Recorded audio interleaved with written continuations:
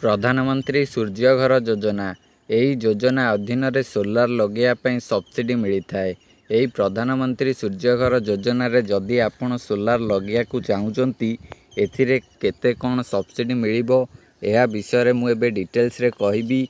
राज्य सरकार तरफ केते और केंद्र सरकार तरफ केते टोटाल केते आपण को सब्सिडी मिल पारिबो एही योजना अधीन रे पूरा डिटेल्स रे मुझे आपण को कहिया को जाउची।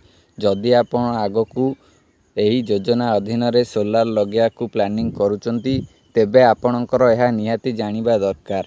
एबे मु आपन को कहिया को जाउची ता पूर्व आपण वीडियो को लाइक करी चैनल को सब्सक्राइब कर दियंतु। एबे चलंतु मु डेरी न करी आपन को यह विषय रे कहूची। देखंतु आपणक सामने रे एक पोस्टर देखिया को मिल जाउची जहा कि प्रधानमंत्री सूर्यघर योजनार सब्सिडी विषय रे इन्फॉर्मेशन देइची। एथिरे आपण को मासकू 300 यूनिट पर्यंत बिजुली देय उपरे संचय मिलिबो। प्रति घर पिछा 3 किलोवाट पर्यंत केंद्र और राज्य सरकार तरफ सब्सिडी प्रदान करा जिवो। एबे चलंतु देखंतु तळे डिटेल्स रे देइछि एठी सब्सिडी विषय रे। प्रथमे देखंतु लाइन लिखाई 1 किलोवाट पई केंद्र सरकार तरफ 3000 टंका, राज्य सरकार तरफ 25000 टंका, टोटाल आपन को मिलिबो 55000 टंका। जदि आपण 2 किलोवाट लगौचंती तेबे आपण को केंद्र सरकार तरफ 60000 मिलिबो, राज्य सरकार तरफ 50000, टोटाल आपन को मिलिबो 1,10,000 टंका।